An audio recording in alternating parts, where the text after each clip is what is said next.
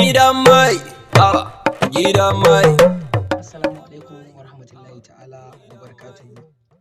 Ni dai sunana Tahiri Yarima, jarumi a masana'antar shirya fina-finai ta Hausa, wanda ya fito a cikin shirin gidan mai a Hudu. A tare da ni akwai Lilu Awwal Hassan Fagi, wanda na fito a ma'aikacin gidan mai wato mai suna manaja. gaskiya ne. To, Malam Hililu, Na'am. sakamakon ƙorafe-ƙorafe da message da muke gani na mutane game da aikin mu na gidan mai. Kwarai kuwa. Yawwa. To shine na ga ya kamata mu sanar da jama'a cewa muna ganin ƙorafe-ƙorafen ku da kuma test. Kun san yanayin yadda aiki yake. Farko dai muna masu fara baku haƙuri akan rashin sakin muku gidan mai episode 1 da bamu yi ba. Saboda ka san yadda tsarin aikin yake. Kwarai kuwa. Yawwa. Saboda muna so mu kawo muku ingantaccen abu ne wanda za ku yaba da shi. Sannan dan Allah ku yi haƙuri. Insha Allahu ranar Lahadi muka ce za mu sake shi 7 ga watan 2. Saboda haka insha Allah za mu kawo muku shi. Amma kafin nan kada ku manta ba, ku danna mana subscribe.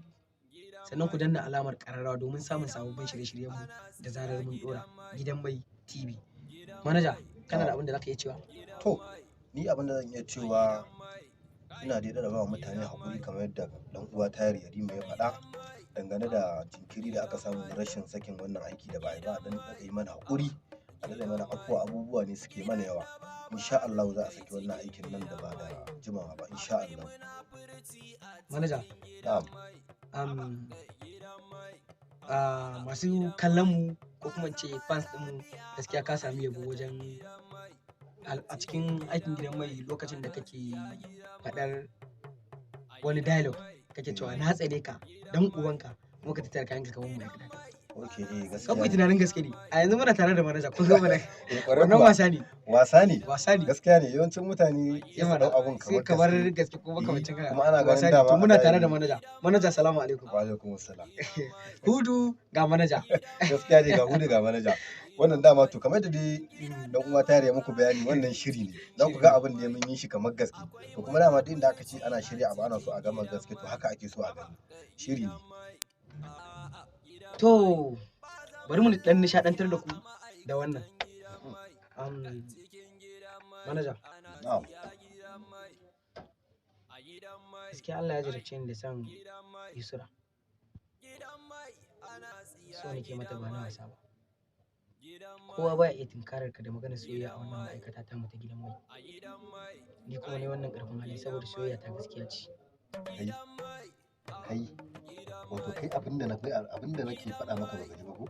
Ka shaidin da na maka a baya baka ji ba, shine yanzu ka zo gaba na kake maimaita min cewa kana son wata a cikin wannan ma'aikatan ko? Manaja, bayan da yace zan yi idanuwa na sai riga sun tafi. Gaskiya in ban samu soyayya Yusra zan iya rasa rayuwa. Dakata mana ina zuwa. Kayi na farko kayi na ƙarshe. Kuma an zo ƙarshe ka tattara ina ka ɗauki kayan ka gaban ma'aikata, na kore ka. Ka kone ni baka ce ranka ne. Na kore ka mana. Kai kaga idan so kake in maimaita abin da na faɗa a wancan karan, to sai in maimaita maka shi yanzu. Na tsane ka dan ubanka ka ɗeba kayan ka gaban ma'aikata. Haba ba a mun soyayya a ma'aikata, ka ji na faɗa maka. Wannan ai zancen banza ne, zancen wofi. Manaja, ka kore ni baka ce. Kai wai ina wasa da kai ne? Kai ni ma na kore ka. Ni za ka kora ne? Masu sauraro. Wallahi ni zan kore ka. Sai na kore ka manaja. Ga hudu ga manaja. To, Gaskiya ne. kada ku manta da Allah da Annabi ku danna mana subscribe sannan ku danna kararrawa. Sunan channel din namu shine Gidan mai. TV.